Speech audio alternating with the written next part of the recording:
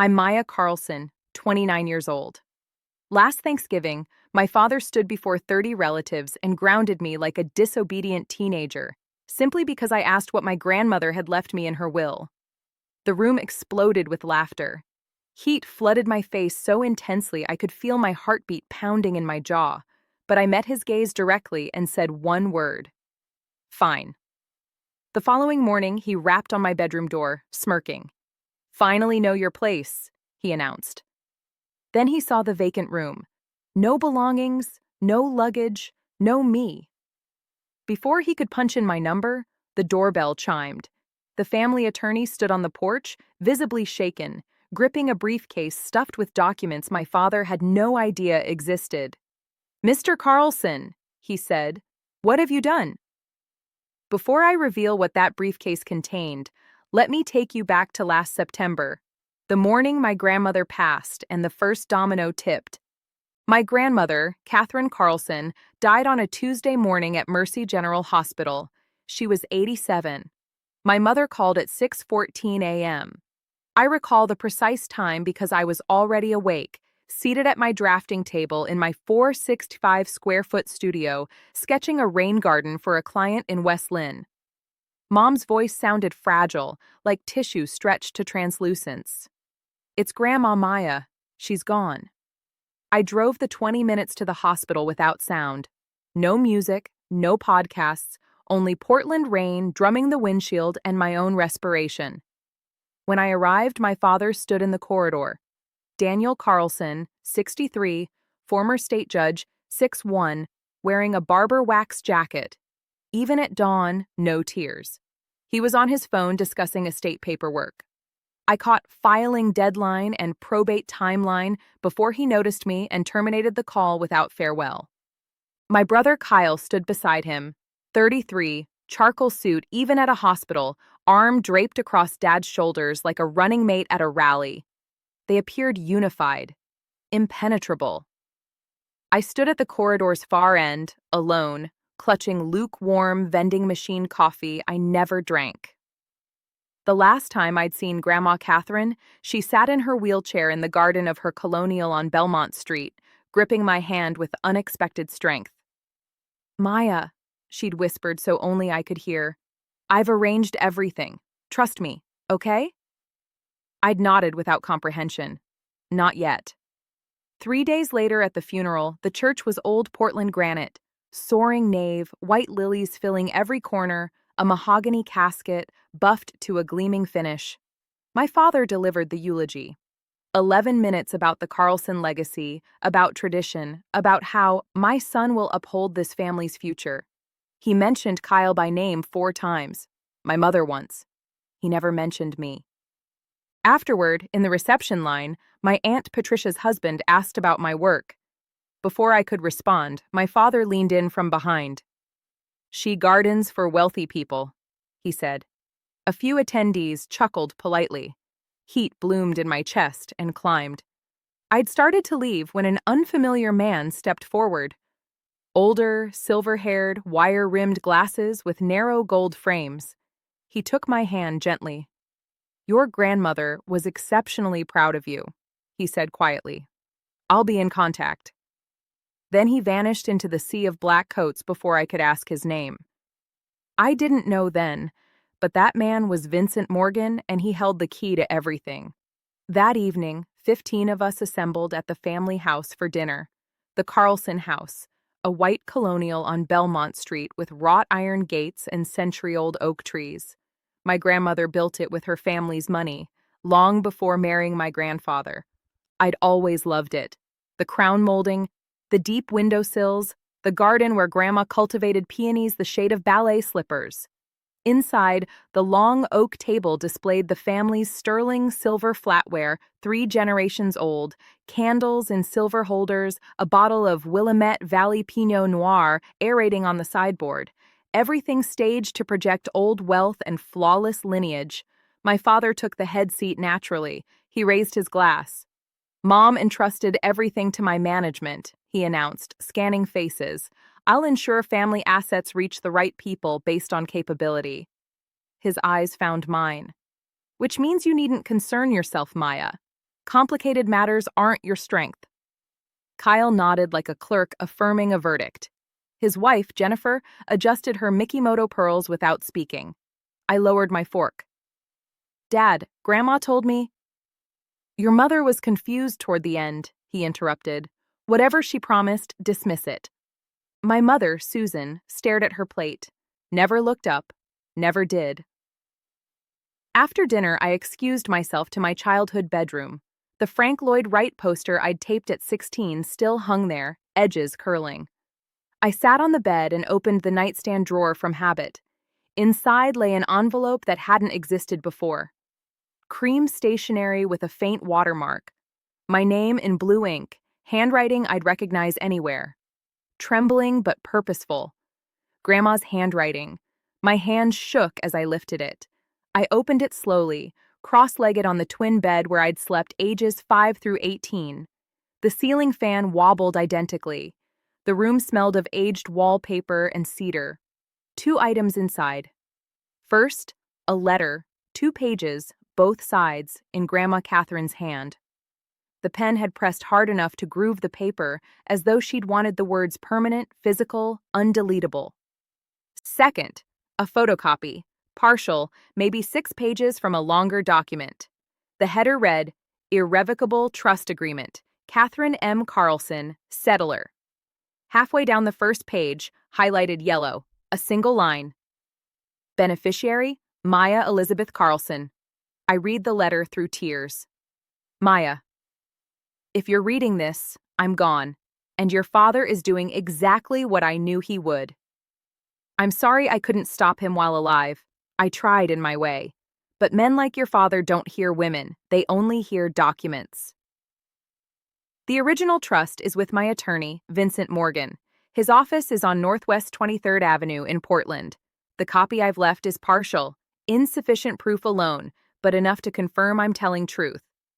Show no one, not your father, not Kyle, not even your mother. I love Susan, but she'll tell Daniel. Wait for the right moment. Vincent will know what to do. You're my architect, Maya, the one who builds. Don't let them demolish you. All my love, Grandma. I pressed the letter to my chest. The photocopy was incomplete, unusable as evidence. I had no attorney. Vincent Morgan was just a name in a street, and my grandmother had been buried 48 hours. But for the first time in years, I felt something beyond insignificance. I felt believed in, always believed in, and it was documented. I drove back to Portland the next morning without goodbyes. Nobody noticed, or if they did, nobody called.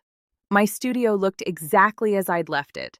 Plants crowding windowsills, drafting table buried in tracing paper, cold tea from 2 days prior beside the sink.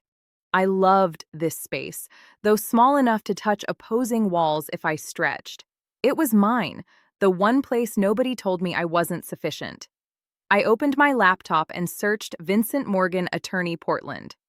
Results appeared instantly. Small office on Northwest 23rd, solo practice, estate planning and trusts. The headshot showed a silver-haired man with wire-rimmed glasses, the funeral stranger. I hovered over the phone number. Didn't call, not yet. Because part of me, the part my father had trained since childhood, whispered, what if Grandma was actually confused? What if this is nothing?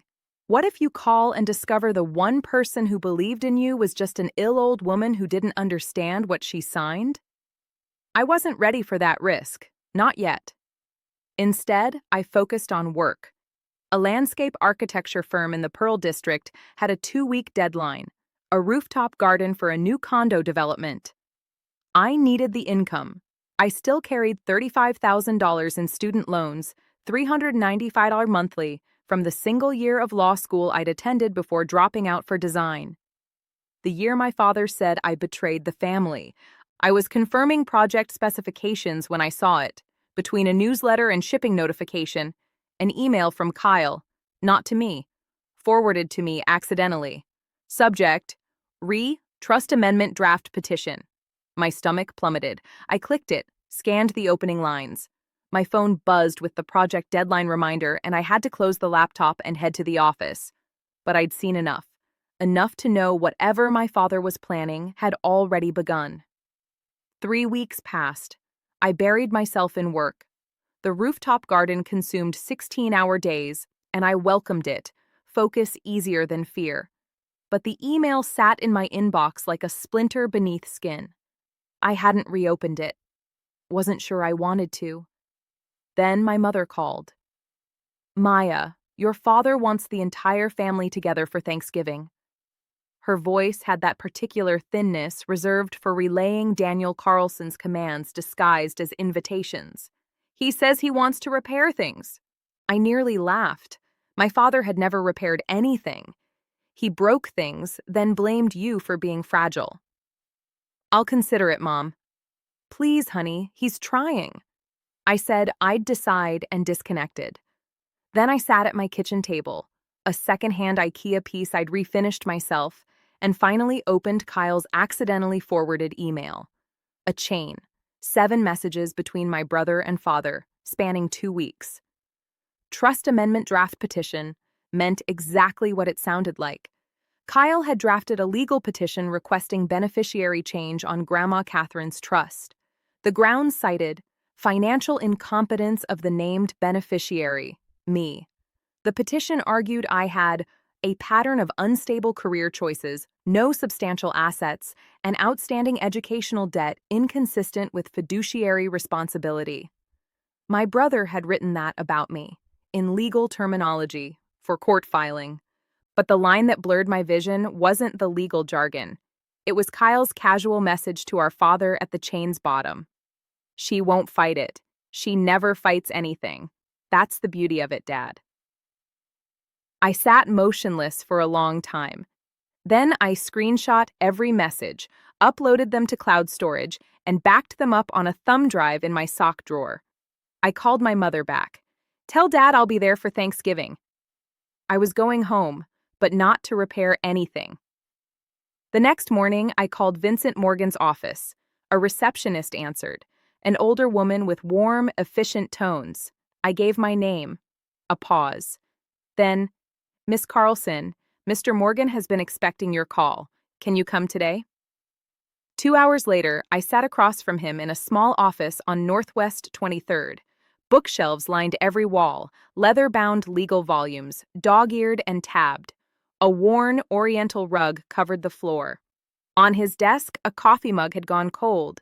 Vincent Morgan was the funeral stranger. Same silver hair, same wire-rimmed glasses with gold frames, same measured composure. He looked like someone who'd spent his career selecting words with surgical precision. "Your grandmother retained me 20 years ago," he said. "I drafted her original will, her living trust, and 8 years ago, after a conversation that deeply troubled her, she asked me to create an irrevocable trust with you as sole beneficiary." He opened a leather portfolio and slid a document across. The original. Thick cream paper, a notary's red seal from Oregon. Signatures at the bottom. $545,000 in an educational trust managed by Pacific Bank. He paused. "Irrevocable means your father, as trustee, cannot modify the beneficiary. Any petition requires either your written consent or a court ruling based on evidence of the settler's mental incapacity when signing." He paused again. "Your grandmother anticipated this. She had her physician, Dr. Reynolds, perform a cognitive evaluation the same week she signed. Results are in the file. She was fully competent." I exhaled, the first complete breath I'd taken in weeks. "There's more," Morgan said. "Your father filed a petition 3 weeks ago requesting beneficiary change. He listed Kyle. He told the court he couldn't locate you for consent." The old attorney's jaw tightened. "We both know that's false." I showed him the email chain. He read expressionlessly, then looked up. "This is evidence of deliberate breach of fiduciary duty. If you want to fight this, you have everything necessary." "I want to fight this." He nodded, then added, almost as afterthought, "There's one more thing, Maya. Your grandmother also left you the cottage at Seaside. It's included in the trust. I don't think your father knows. He never read the complete document." I stared at him.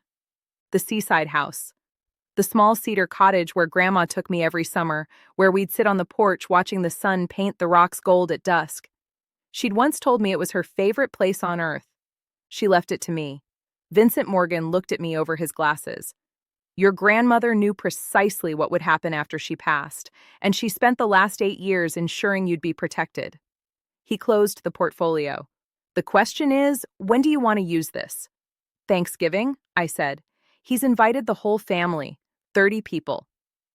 Morgan studied me for a long moment, then gave a single, slow nod. The Wednesday before Thanksgiving, I packed a small bag. One change of clothes, my camel wool coat, the nicest thing I owned, bought secondhand from a consignment shop on Alberta Street, a toothbrush, and a manila folder thick with notarized copies. The originals stayed with Morgan. We'd agreed on that. He'd hold the master set in his office safe, and I'd carry copies, notarized, stamped, admissible as secondary evidence if needed. The originals were for the courtroom. The copies were for the family.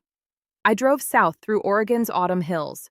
Leaves had turned full amber and rust along the highway, and the sky was that particular northwest gray that couldn't decide between rain and resignation.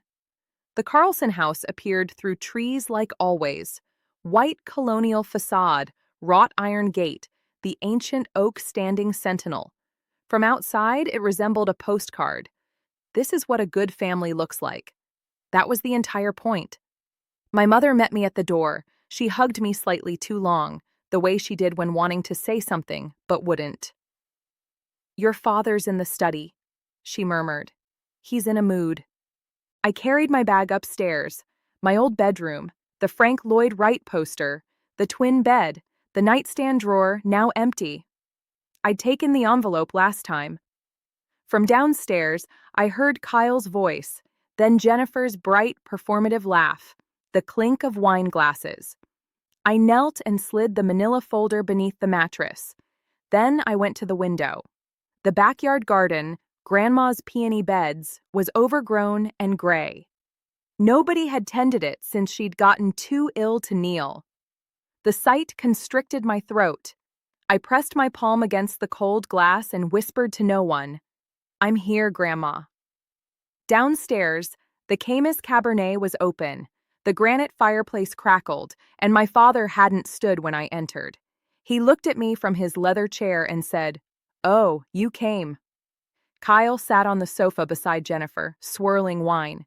He glanced at my coat, secondhand, slightly pilled at the elbows, and said, "Still driving that old car, huh, Maya?" I smiled, sat, said nothing.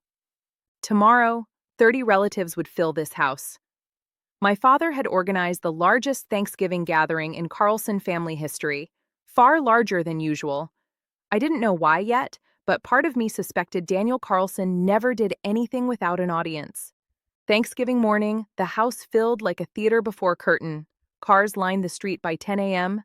Aunt Patricia and Uncle Mark from Bend, the Peterson cousins from Eugene, Great Aunt Ruth who'd flown in from Scottsdale. By noon, 32 people filled the Carlson house, and the noise was alive. Laughter, clinking glasses, children racing through hallways, the oven timer beeping every 20 minutes. I helped in the kitchen because nobody asked me to do anything else. Susan and Jennifer sat at the breakfast nook drinking tea while I chopped celery for stuffing. That felt appropriate. The family division of labor hadn't changed since I was 12. At 4 p.m., we sat for dinner. The long oak table in the dining room seated 18. Overflow went to a folding table in the adjacent living room. I was placed at the folding table between my 9-year-old second cousin Noah and an empty chair. My father stood at the main table's head, crystal chandelier above him, linen tablecloth white as a surrender flag, the family's sterling silver gleaming under candlelight. He raised his glass of Pinot Noir. "This Thanksgiving is significant," he said, his courtroom voice, the one that filled rooms and closed arguments. "We've lost Mom this year, but the Carlson family endures, and I'm proudest of my son Kyle, who just won the biggest case of his career." He turned to Kyle. "To you, son." Applause. Kyle accepted it with practiced modesty, a slight nod, a hand on Jennifer's shoulder. From the folding table, Aunt Patricia called out, "What about Maya? Any good news, sweetheart?" I opened my mouth. "Maya is still finding her path," my father said, not looking at me. "She's creative. We'll grant her that." A ripple of polite laughter. "But every family needs someone to remind the rest of us not to take wrong turns. Right, Maya?"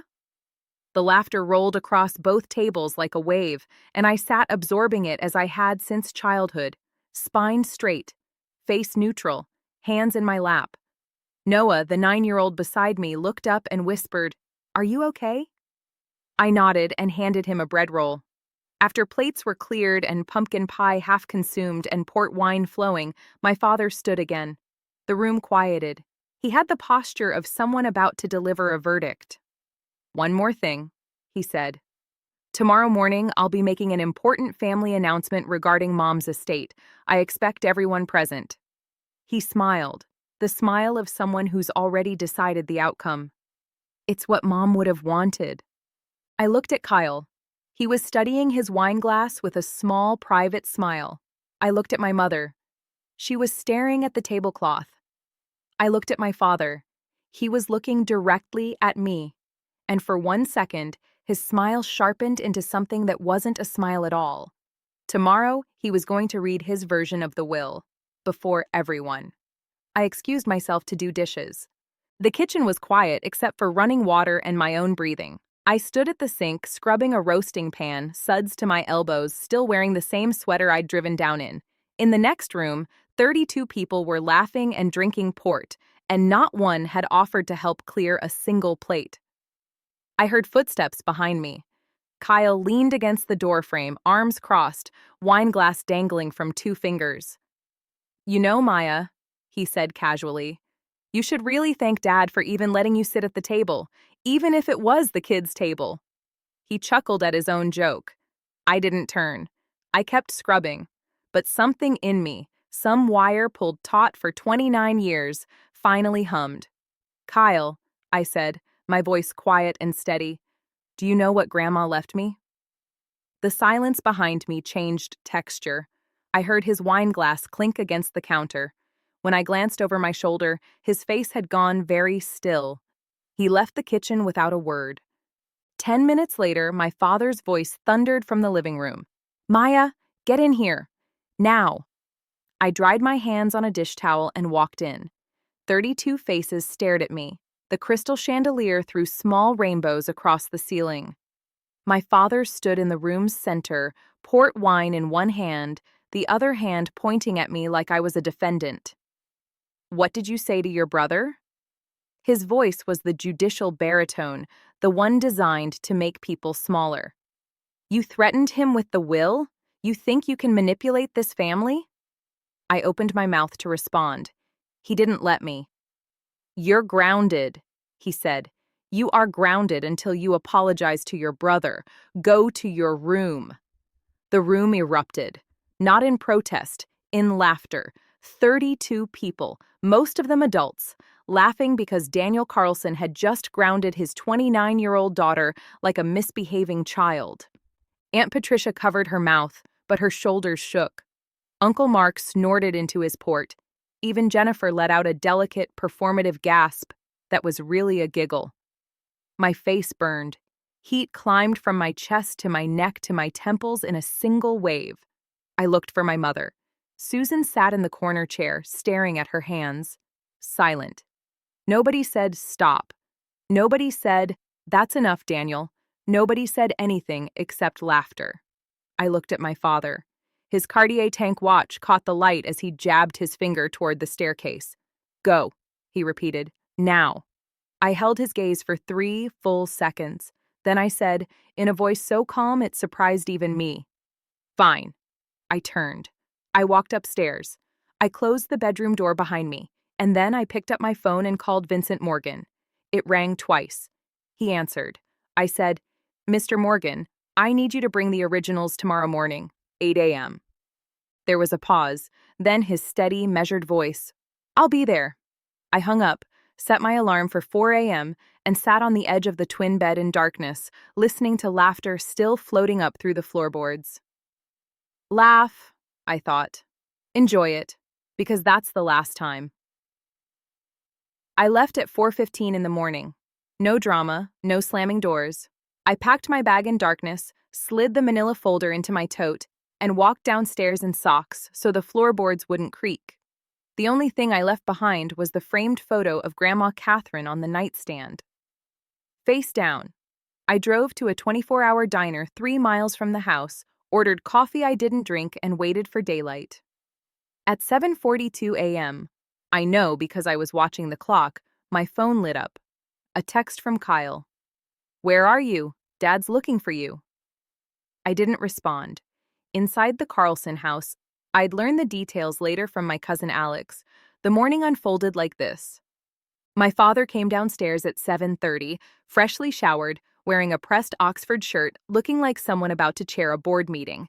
He poured his coffee, scanned the room, and said, "Someone wake Maya. She's got an apology to make."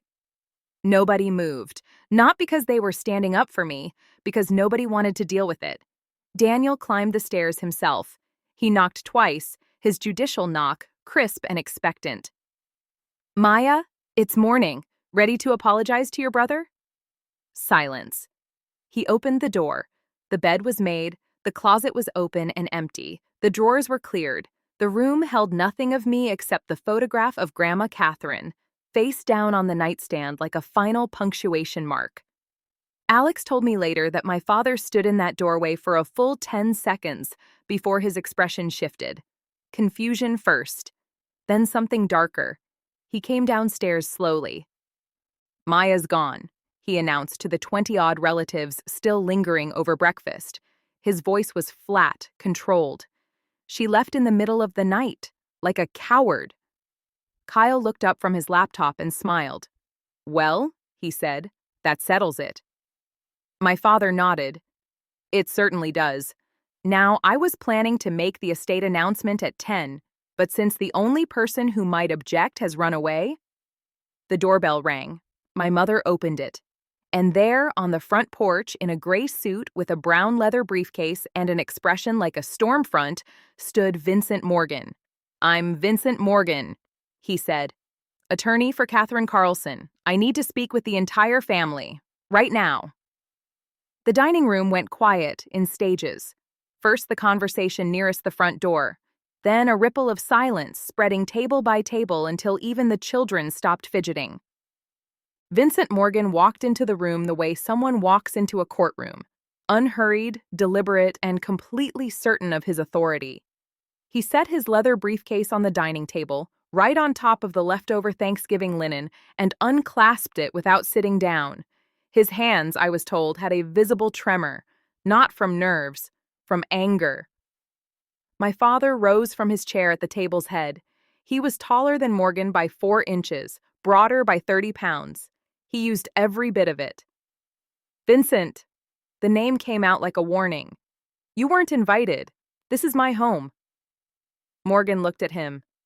"This is the home that Catherine Carlson built with her family's money, Mr. Carlson, and I'm here because I have a legal obligation, a fiduciary duty, to the beneficiary of her trust. Maya has no rights to..." "Maya is the sole named beneficiary of an irrevocable trust executed 8 years ago. You know this. You've known it since the day your mother signed it." The room was so still I could have heard the furnace click on 3 rooms away. 30 pairs of eyes moved between the 2 men like spectators at a trial, which, in a way, they were. Daniel's jaw clenched. My mother was in cognitive decline. She was evaluated. The document was signed in the presence of 2 independent witnesses and accompanied by a physician's evaluation confirming full mental competency. Morgan opened the briefcase and removed a folder. "I have the documentation here. Would you like me to read it aloud, Mr. Carlson? To everyone?" The question hung in the air. Aunt Patricia, seated near the window, leaned forward. Uncle Mark put down his coffee cup. Even the children had gone silent. Daniel Carlson looked at the folder in Morgan's hands the way someone looks at a loaded weapon pointed at his chest. Then he straightened his shoulders and said very quietly, "Get out of my house." "Sir," Morgan said, "what have you done?" What happened next is something I've replayed in my mind 100 times because it was the moment the mask finally cracked. Not slowly, not gracefully, but in a sudden, ugly split right down the center. My father stepped toward Morgan. I said, "Get out. You're trespassing. I'll call the police." "You're welcome to," Morgan replied, not moving an inch. "And when they arrive, I'll show them the petition you filed with the court 3 weeks ago, the one where you claimed you were unable to locate the beneficiary of your mother's trust." He paused. "The beneficiary whose phone number you have, whose address you have, who was sleeping in this house last night." Daniel's face went through a sequence, red, then white, then a kind of mottled gray I'd never seen on a living person. Around the room, I could see the reaction spreading. Patricia pressing her hand to her mouth, Uncle Mark's brow furrowing, cousins exchanging glances. That's when Kyle stood up. My brother, the golden child, the lawyer, the one who always knew the right angle, stepped forward with his hands raised in a calming gesture. "Mr. Morgan," he said smoothly, "I appreciate your concern, but any documents you're referencing can be contested in the appropriate legal—" "You drafted the petition, didn't you, Mr. Carlson?" Morgan turned to face him. His voice was quiet, precise, surgical. "You prepared a filing to change the beneficiary of an irrevocable trust on behalf of your father, who is also the trustee. I have the emails." Kyle's composure didn't shatter. It evaporated. One moment he was a confident attorney. The next he was someone whose mouth had gone slack and whose eyes had darted involuntarily, unmistakably, to his father. "Dad," he said under his breath, "we need to talk, privately." Daniel didn't even look at him. "No, I have nothing to hide." Aunt Patricia stood up from her chair. Her voice, when she spoke, carried the particular authority of someone who had watched a family lie to itself for decades and had finally had enough. "Daniel," she said, "let the man speak." A murmur of agreement rippled through the room, not loud, not defiant, but present, like the first cracks in a frozen lake before the whole surface gives way. My father looked around the room and saw, perhaps for the first time, that the audience he'd assembled for his own performance was no longer on his side. "This is absurd," he said, but his voice had lost its courtroom resonance. It sounded smaller, thinner, like tissue paper held up to light. My father did what my father has always done. When he feels the ground shifting beneath him, he escalated. "Everyone, listen to me." He raised both hands, palms out, the gesture of someone restoring order in a courtroom. "This man," he jabbed a finger at Morgan, "was hired by my mother years ago when she was already in decline. He's been filling Maya's head with fantasies. This is a family matter, and I will not have an outsider." "Daniel." Morgan's voice cut through like a blade. "I served your mother for 20 years. I am not an outsider, and I am here because you violated the terms of a legal instrument that you swore, as trustee, to uphold." "Out." My father's voice cracked on the word. He pointed at the door. "Get out of this house right now, or I swear to God I will have you arrested for trespassing." Morgan looked at him for a long moment. Then he closed his briefcase with a deliberate click, tucked it under his arm, and nodded. Not in defeat, but in acknowledgement, like a chess player recognizing the next 3 moves. "I'll leave," he said calmly. "But I'll be back at 2 p.m. this afternoon for the formal reading of Catherine Carlson's estate, which you scheduled, Mr. Carlson. It's on your own calendar." He paused at the doorway. "And I won't be coming alone." The front door closed behind him with a soft click. My father turned back to the room. 30 faces, some confused, some uncomfortable, a few, Patricia, Alex, openly skeptical. He smoothed his shirt, adjusted his watch, and reassembled his composure the way someone straightens a painting after an earthquake. "I'm sorry you all had to see that," he said. "Maya hired some bargain basement lawyer to stir up trouble. It's what she does. She runs from responsibility and then causes chaos from a distance." He shook his head with practiced sadness. "This afternoon, I'll read Mom's will properly and everything will be clear. I promise you that." Kyle, who had been standing frozen by the sofa, sat back down and pulled his laptop onto his knees. His fingers moved quickly, deleting something, I'd later realize, emails. The room exhaled. People returned to their coffee, their conversations, their children. The crisis had been deferred. Daniel Carlson was still in control. Or so he believed. 2 p.m. was 5 hours away. The clock on the mantelpiece, a Waterford crystal anniversary piece that had belonged to my grandmother, counted every second. I was parked outside a Stumptown Coffee on Division Street, watching rain trace crooked lines down my windshield. My Honda Civic 2014, 153,000 miles, a small dent in the rear bumper from a parking garage in college, was not the kind of car that made anyone look twice. And that morning, invisibility was exactly what I needed. My laptop was open on the passenger seat. At 8:17 a.m., I'd sent a formal email to the Trust Management Division at Pacific Bank requesting written confirmation of my status as beneficiary of the Catherine M. Carlson Irrevocable Trust. At 9:41, the reply came from a trust officer named Elizabeth Chen. Dear Miss Carlson, this is to confirm that you are the sole named beneficiary of the Catherine M. Carlson Irrevocable Trust, account number redacted. The trust corpus of $545,000 remains intact and has not been dispersed.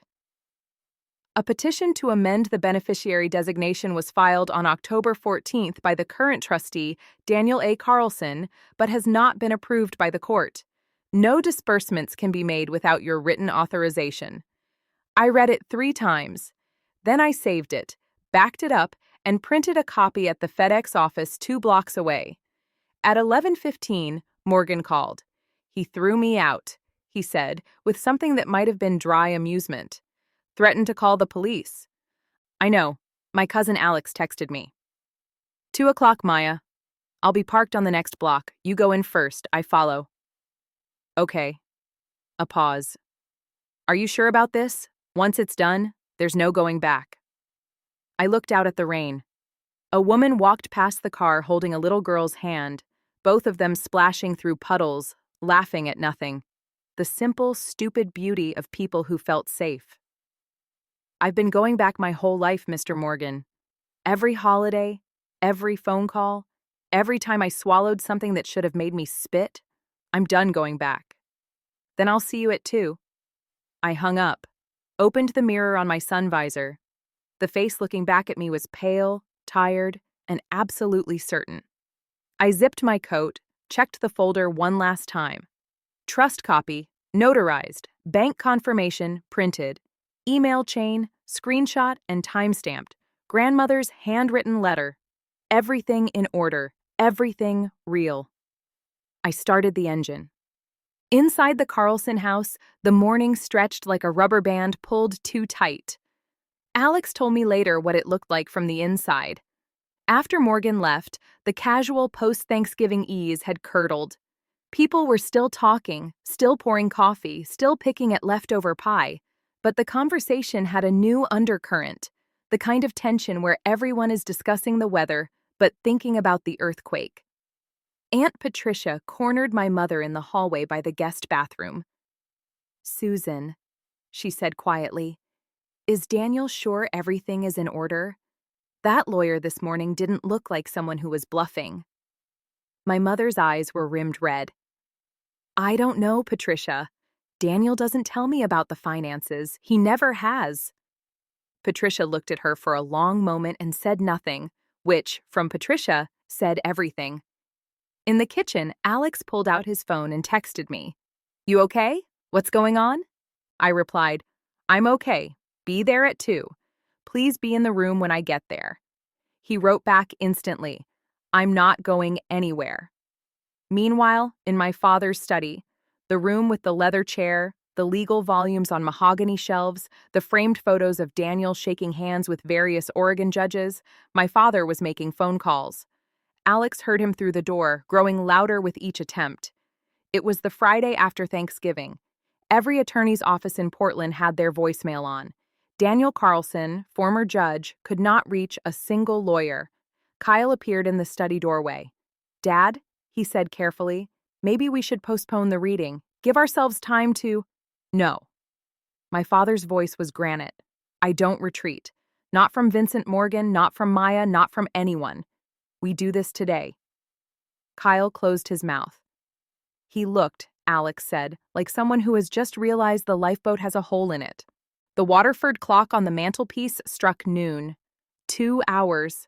At 12:30, I walked into Morgan's office for the last time before everything changed. He had the full dossier spread across his desk in 4 neat stacks. I sat across from him, and he walked me through each one, point by point, the way a surgeon reviews an X-ray before cutting. Stack 1, the original irrevocable trust.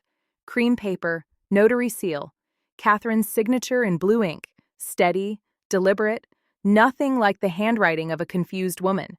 Beside it, the physician's letter from Dr. Reynolds confirming cognitive competency at the time of signing. Date stamped. Countersigned. Stack 2. The email chain between Daniel and Kyle, printed with full metadata showing timestamps, sender addresses, and routing information. The words, "She won't fight it," highlighted in yellow on the last page.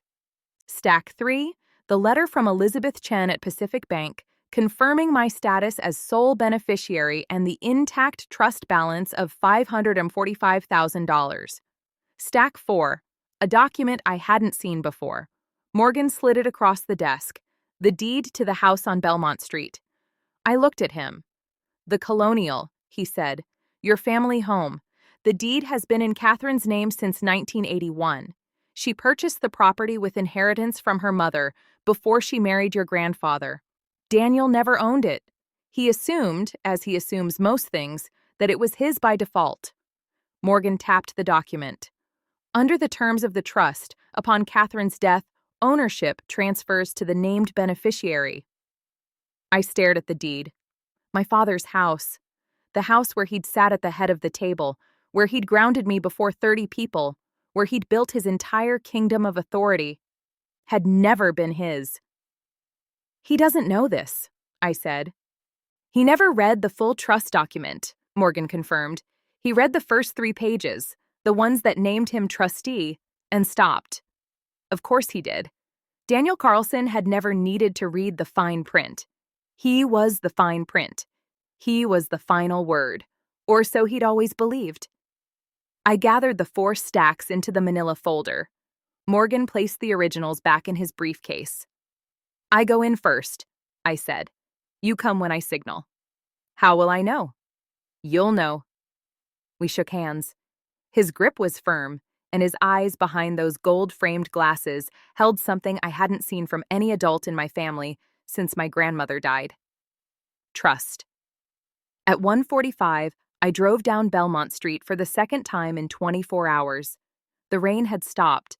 A thin November sun was pushing through the clouds, turning the wet street into a mirror.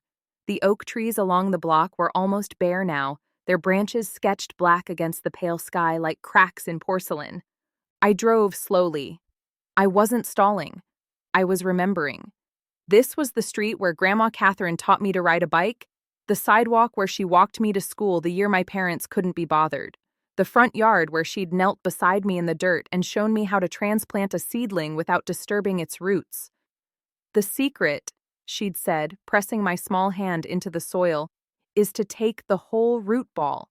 You don't leave any part of yourself behind." My phone buzzed. Susan. I pulled over and answered. "Maya, where are you?" My mother's voice was strained, pleading. "Your father is furious. Just come home and apologize, and this can all be over. Please." "Mom," I said, "I'm coming home, but not to apologize." A silence, then, very small. "What are you going to do?" "The right thing." I hung up. Parked on the block behind the house, next to Morgan's silver sedan. He was sitting in the driver's seat, briefcase on his lap, reading glasses on. He glanced at me through the windshield and gave a single nod. I got out of the car. Camel coat, canvas tote with the manila folder inside. My hands were steady. The gate was open. The front door was unlocked. From inside, I could hear voices. The murmur of 30 people assembled and waiting for Daniel Carlson to tell them how the world was supposed to work. I walked up the porch steps my grandmother had built and pushed the door open. I slipped in through the kitchen entrance and stood in the hallway just out of sight of the living room. Through the archway, I could see the scene my father had staged. The living room had been rearranged, chairs pulled from the dining room, the den, even the porch, all facing the fireplace like pews facing an altar. 30 people, seated and attentive. Daniel stood before them in his pressed Oxford, reading glasses perched on his nose, tortoise-shell frames, the ones he used to wear on the bench. In his hand, a single sheet of paper. He held it the way judges hold verdicts, high enough that everyone could see it, low enough that no one could read it. "Thank you all for being here," he said. "As you know, my mother's passing left certain matters to be settled. I've reviewed her wishes carefully, with input from Kyle, and I want to share the distribution plan she intended." He paused for effect. The room was silent. "The family trust will be consolidated under my management. The educational fund, $545,000, will be transferred to Kyle for stewardship of the next generation." He glanced up as though checking his audience. "As for Maya?" A small, merciful smile. "Mom wanted her to have a gesture of goodwill, $4,000. A few sympathetic nods. Jennifer placed her hand on Kyle's arm. Kyle lowered his eyes in a performance of humility so polished it could have won an award. "Are there any questions?" my father asked. From the hallway, I took a breath, pulled the manila folder from my tote, and stepped into the room. Behind me, the front door opened quietly. Vincent Morgan walked in. Every head in the room turned. 32 faces, some surprised, some confused, a few genuinely pleased to see me. My cousin Alex, sitting in the back row, gave me a small nod. Aunt Patricia straightened in her chair. My father's expression went through 3 phases in 2 seconds: surprise, annoyance, then a hardening, the courtroom mask snapping back into place. "Well," he said, "the prodigal daughter returns." A few obligatory chuckles from the crowd. "I assumed you'd run off for good this time. Are you here to apologize to your brother?" "No," I said. My voice was level, calm in a way that surprised me, because my heart was slamming against my ribs so hard I was sure people could see it through my coat. "I'm here to hear the will, the real one." I walked past him, past his pointed finger, past his Cartier watch, past the chair where he'd held court for 30 years, and I set the manila folder on the table beside the fireplace. Morgan stepped in behind me. Briefcase, gray suit, the quiet authority of someone who had been doing this for decades. "What is this?" Daniel said. The annoyance was curdling into something uglier now. "I told you this morning, get out of my house." I turned to face the room, not my father. The room, the people. "I'm sorry to interrupt," I said, "but what my father just read is not my grandmother's will. It's not her trust document. It's a distribution plan he wrote himself." I placed my hand on the folder. "This is the original irrevocable trust that Catherine Carlson executed 8 years ago. It was filed with her attorney, Mr. Morgan, and verified by Pacific Bank, the institution managing the trust fund." I opened the folder. My grandmother named one beneficiary, me. Silence. Not the polite, performative silence of a family gathering. The absolute, atmospheric silence of a room full of people who have just realized they are witnessing something they cannot undo. My father's face drained of color, not gradually, all at once, like someone had pulled a plug. Aunt Patricia said clearly and firmly, "Let her speak." Morgan stepped forward. He opened his briefcase on the table beside my manila folder, removed the original trust document, and held it up so the room could see the notary's red seal. The state of Oregon, bright as a stop sign against the cream-colored paper. "This is the irrevocable trust of Catherine Margaret Carlson," he said. His voice carried the way good lawyers' voices carry, without shouting, without strain. "Executed on March 14th, 8 years ago. I was present at the signing, along with 2 independent witnesses, a retired clerk of court named Elizabeth Hayes, and a CPA named Michael Torres. Both are available to confirm. He began to read. The settlor, Catherine M. Carlson, hereby establishes this irrevocable trust for the sole benefit of her granddaughter, Maya Elizabeth Carlson. He paused and looked at the room over his glasses. Trust corpus, a sum of $545,000, held and managed by Pacific Bank, Portland, Oregon. Additionally, the real property located at 4127 Belmont Street, Portland, Oregon, deed recorded under Multnomah County, originally purchased in 1981, shall transfer to the beneficiary upon the settlor's death. A gasp, audible, collective, swept through the room. Uncle Mark leaned forward so far his chair creaked. Patricia closed her eyes briefly, then opened them and looked directly at my father. The house, someone whispered from the back row. She left her the house. Morgan continued. As trustee, Daniel A. Carlson was given administrative authority only. He was expressly prohibited from altering the beneficiary designation, dispersing funds without the beneficiary's written consent, or encumbering the real property in any way. Morgan lowered the document and looked at my father. In the past 3 months, Mr. Carlson has filed a petition to change the beneficiary to his son Kyle, claiming he was unable to locate Miss Carlson. He also failed to notify her of the trust's existence after Catherine's death, as required by Oregon law. Morgan reached into the briefcase and produced the printed email chain. He held it up, the yellow highlighting visible from across the room. These are emails between Daniel Carlson and Kyle Carlson in which Kyle drafted the fraudulent petition and Daniel approved it. He read aloud the line that had burned itself into my memory. She won't fight it. She never fights anything. That's the beauty of it, Dad. The room turned to look at Kyle. My brother was sitting very still, his hand frozen on Jennifer's arm. His face had gone the color of ash. Jennifer slowly, carefully extracted her arm from under his hand and folded both of hers in her lap. Aunt Patricia shook her head. Uncle Mark muttered something under his breath. Alex stood up from his chair in the back row and walked forward to stand beside me, not saying anything, just standing there. Present.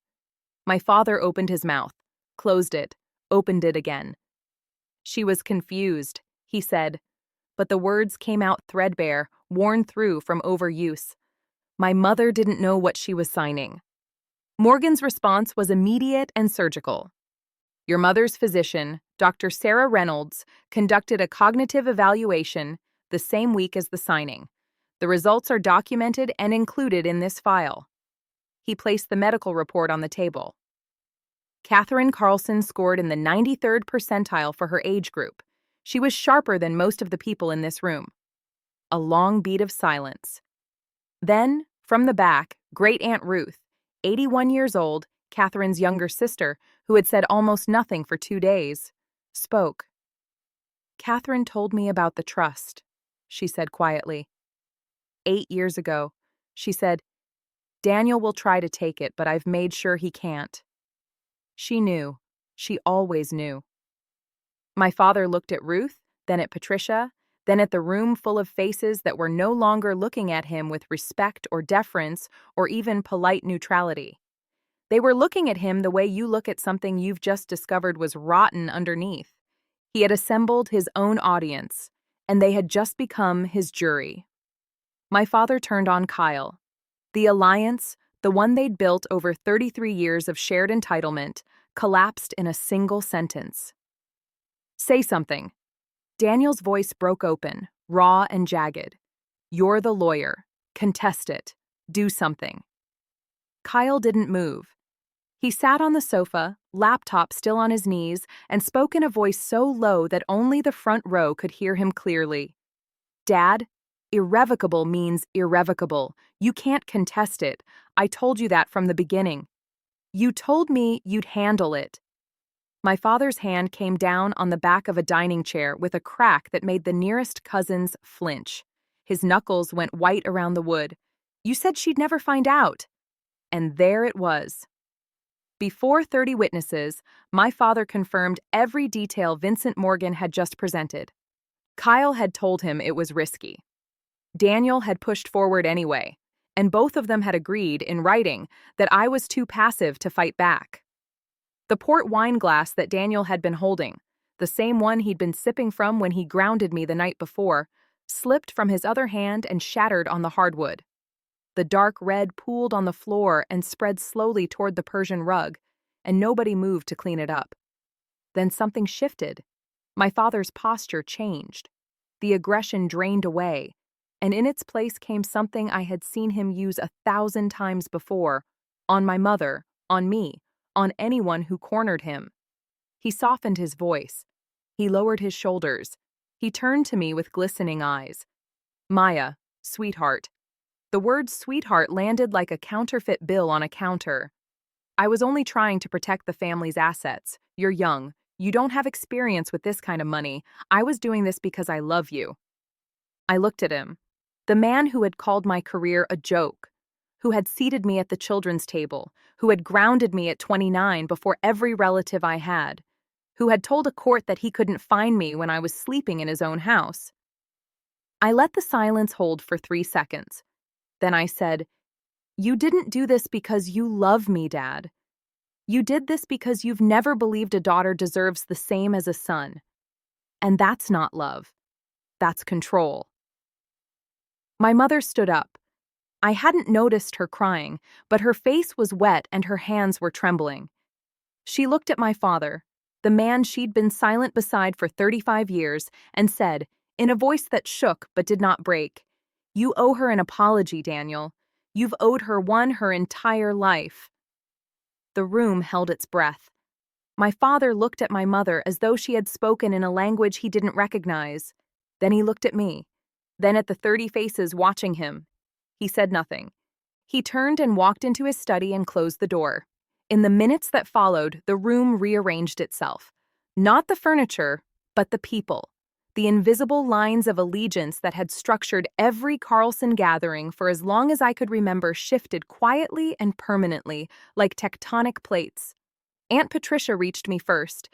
She pulled me into a hug that smelled like Chanel No. 5 and coffee, and she said, close to my ear, "Your grandmother would be so proud of you right now, sweetheart. So proud." Alex squeezed my shoulder. "I always knew you were the toughest one in this family," he said. "You just never needed to prove it before." Cousins I hadn't spoken to in years came forward. A handshake, a nod, a quiet, "I'm sorry, Maya." Not all of them. Some stayed seated, uncomfortable, staring at the floor. A few stood up and left, not in protest, but in the way people leave a room where something has broken that they don't know how to fix. Kyle rose from the sofa. He didn't look at me. He took Jennifer's arm and walked toward the front door. Jennifer paused in the hallway, reached up, and unclasped her pearl strand, the Mikimoto necklace she'd been wearing all weekend like a badge of status, and dropped it into her coat pocket as though she wanted to make herself smaller, less visible, less associated. Morgan was already organizing the documents back into his briefcase. "I'll file the petition to remove Mr. Carlson as trustee first thing Monday morning," he said to me. "The court process takes approximately 30 days. In the meantime, the trust is frozen. No disbursements, no changes." I nodded. The living room was emptying slowly. The Thanksgiving linen on the table was creased and stained with port wine. The Waterford crystal clock on the mantelpiece read 2:47 p.m. The whole thing had taken 47 minutes. 30 years of silence answered in 47 minutes. Monday morning, Vincent Morgan filed 3 documents with the Multnomah County Circuit Court. The first was a petition to remove Daniel A. Carlson as trustee of the Catherine M. Carlson Irrevocable Trust, citing breach of fiduciary duty, specifically failure to notify the beneficiary, misrepresentation to the court regarding the beneficiary's whereabouts, and unauthorized attempt to amend an irrevocable instrument. The second was a formal request to appoint Morgan as interim trustee until I could designate a permanent replacement. The third was a complaint filed with the Oregon State Bar against Kyle R. Carlson, alleging violation of the rules of professional conduct, specifically drafting a fraudulent petition to benefit an immediate family member while concealing a conflict of interest. Within 2 weeks, the court granted the trustee removal on an interim basis. Daniel didn't contest it. His own attorney, a man named Mitchell from a mid-tier firm in Lake Oswego, whom he'd finally managed to reach the following Monday, advised him bluntly that he had no legal footing. "Irrevocable means irrevocable, Judge Carlson," Mitchell reportedly said, "and the email evidence is damning. If you fight this, you'll lose, and it'll cost you $52,000 to find that out." The $545,000 educational trust was transferred to an account in my name at Pacific Bank. Elizabeth Chen, the trust officer, called me personally to confirm. The deed to 4127 Belmont Street was updated. My name replaced Catherine's as owner. The colonial house, the wrought iron gate, the oak dining table, the garden where my grandmother grew peonies, was mine. And Kyle, the golden child, the family's pride, received a formal notice of investigation from the Oregon State Bar. The process would take months, but the outcome was already taking shape: a 6-month suspension of his license for ethical violations. His largest client, a commercial real estate firm, dropped him within days of the complaint becoming semi-public. He quietly transitioned to corporate consulting, a job that required no bar membership and, conveniently, no courtroom appearances. My father called me once, 3 days after the filing.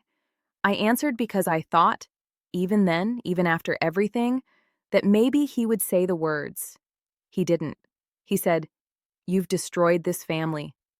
I said, "No, Dad, you did. I just brought the receipts." He hung up. I haven't heard from him since. 2 weeks after the court order, I drove to Belmont Street with a single key on a plain brass ring that Morgan had handed me across his desk. "It's yours," he'd said simply. And for some reason, those 2 words undid me more than anything else had. I parked on the street. The oak trees were completely bare now, their branches a lattice against the December sky. The wrought iron gate swung open with a creak I'd heard 10,000 times. The porch steps, Grandma Catherine had them replaced in 2009, cedar over the old pine, still had her welcome mat. Faded green, a pattern of ferns. I turned the key. The door opened into the foyer, and the smell hit me first. Wood polish, old books, a trace of the lavender sachets my grandmother kept in every closet.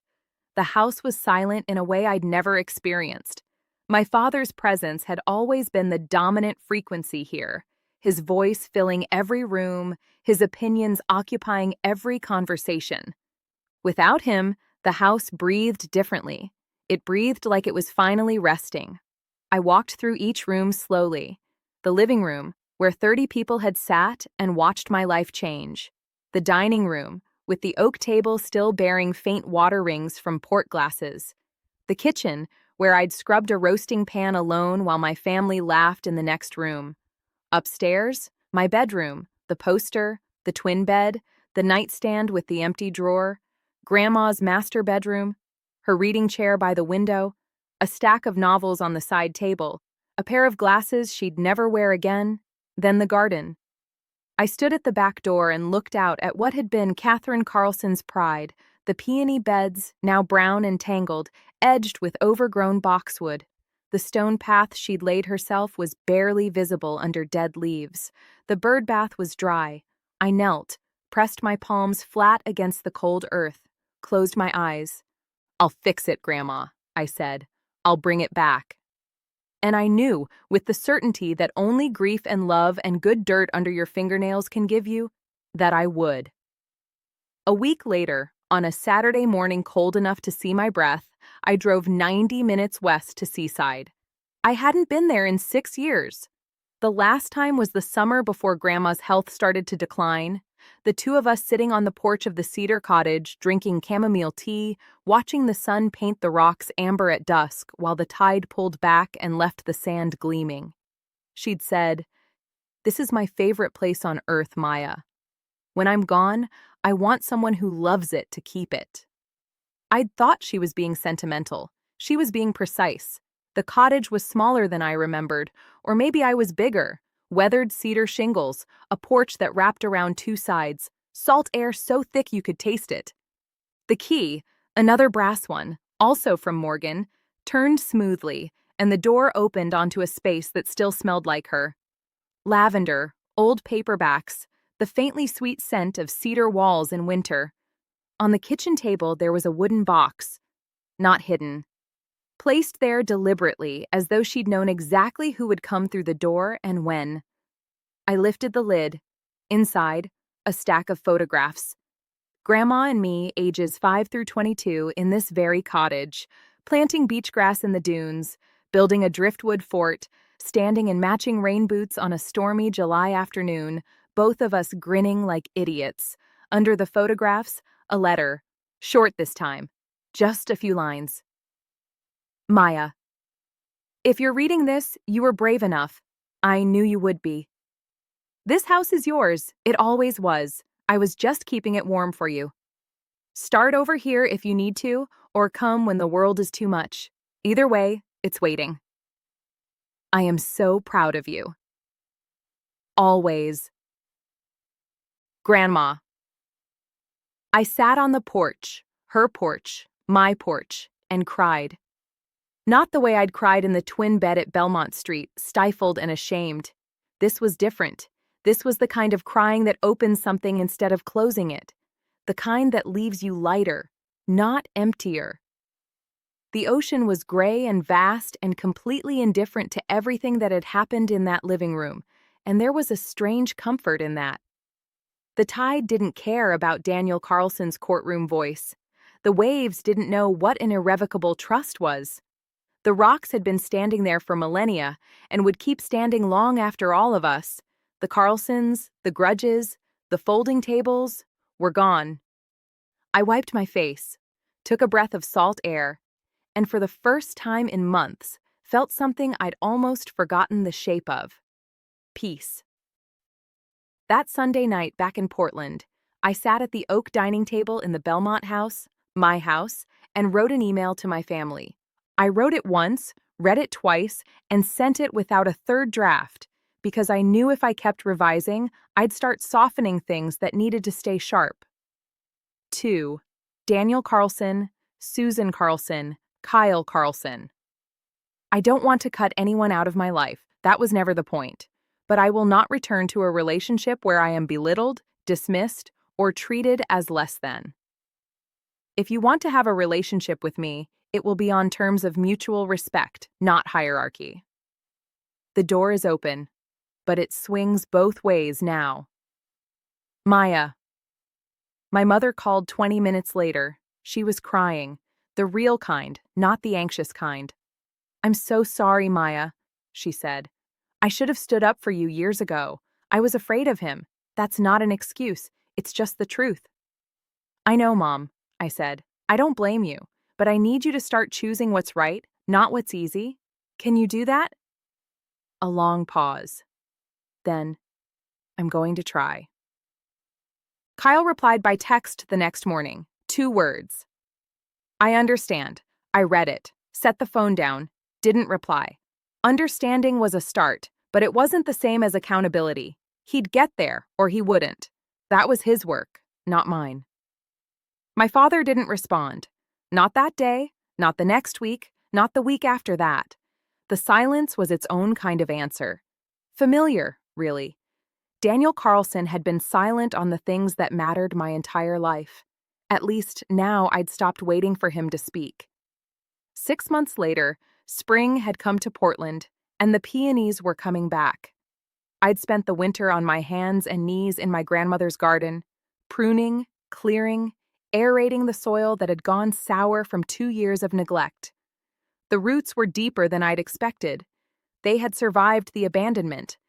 They just needed someone to cut away the dead weight and let the light in. I knew the feeling.